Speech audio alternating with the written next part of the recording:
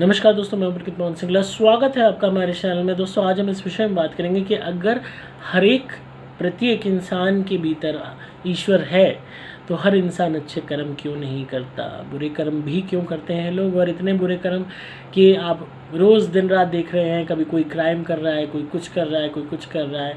हमारे अपने जीवन में हमें बुरे लोग मिल जाते हैं। तो अगर ईश्वर सबके हृदय में वास करते हैं तो इंसान बुरे कर्म क्यों करता है? अपने आप में बहुत कमाल का सवाल है ये, और अक्सर हमारे जीवन में ये सवाल उठता है जब हम व्याकुल हो जाते हैं, परेशान हो जाते हैं। जीवन की हकीकत एक आईने की तरह हमारे सामने आ जाती है और दुखों का अंधेरा हमें घेरे रखता है।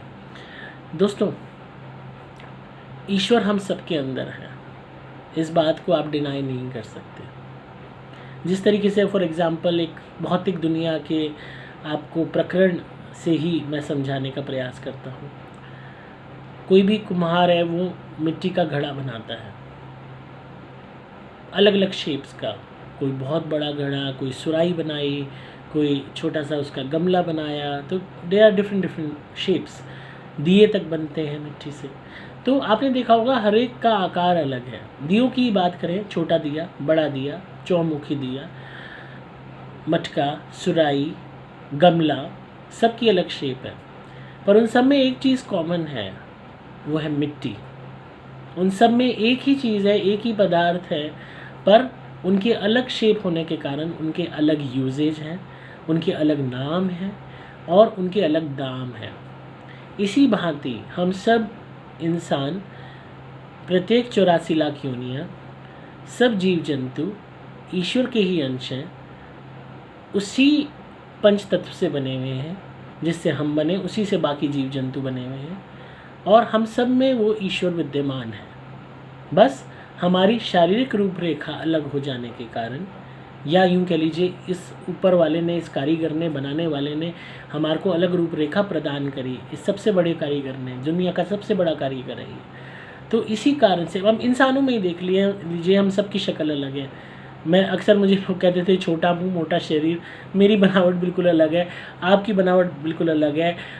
किसी कोई गोरा है, कोई काला है, कोई छोटा है, कोई लंबा है, कोई नाटा है, कोई मेरे जैसा मोटा है।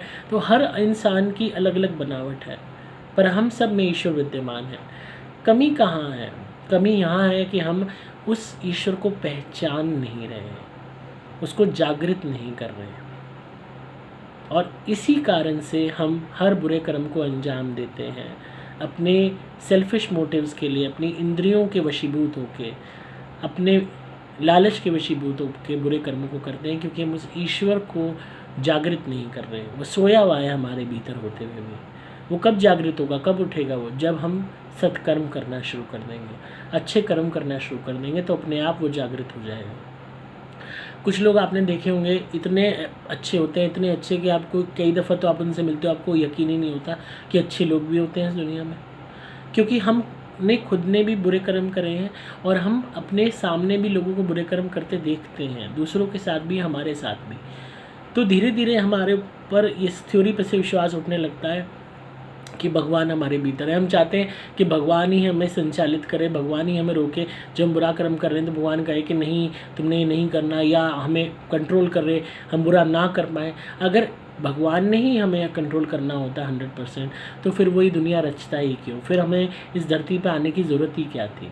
हमारा टेस्ट ही तो है ये, कि एक तरीके से क्लास है जिसमें मॉनिटर नहीं है, टीचर नहीं है, और आप पेपर दे रहे हो।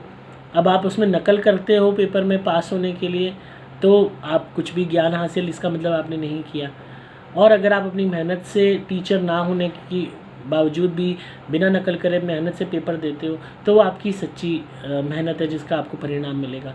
इसी तरीके से अगर ईश्वर यहाँ हमारे दिल में वास कर रहा है, पर वो शांत है, चुप है, सोया हुआ है, वो जब जागृत होगा जब हम अच्छे कर्म करेंगे। और ईश्वर हमारे साथ होते हुए भी ईश्वर ने हमें अपने आप से दूर इसलिए रखा ताकि वो हमें देख सके कि क्या हम उसकी अनुपस्थिति में अच्छे कर्म करते हैं या बुरे कर्म करते हैं। और आज मैक्सिमम लोग बुरे कर्म कर रहे हैं सोच के कि कोई ईश्वर नहीं है। लोग सोचते हैं ईश्वर है ही नहीं, ये पूरा सिस्टम ही गलत है, ये सब मानव निर्मित है। मानव किसने बना दिया? 84 लाख योनियों किसने बना दी? मानव नहीं बना दिया मानव। तो इस बात को समझिए, ये ईश्वर हमारे पास होते हुए भी हमसे दूर है, और दूर होते हुए भी हमारे साथ है, और हर वक्त हमें देख रहा है। बस हमें वो नज़र नहीं आ रहा, और यही हमारा सबसे बड़ा टेस्ट है कि हम उसकी अनुपस्थिति में कैसे अच्छे कर्म करते हैं। क्योंकि अभी तो हमें सबको लग रहा है अनुपस्थित है, पर वो उपस्थित होके भी अनुपस्थित है और अनुपस्थित होके भी उपस्थित है। और उसको जागृत आप तभी कर सकते हैं जब आप सत्कर्म करें, अच्छे कर्म करें, और जिस दिन आप ये शुरू कर देंगे उस दिन अपने आप ईश्वर आपके भीतर जागृत हो जाएंगे। तो आई होप आपको आज की वीडियो पसंद आई होगी। तो इसी तरह सुनते रहिए, प्यार देते रहिए। मैं हूँ आपका दोस्त अंकित मोहन सिंह।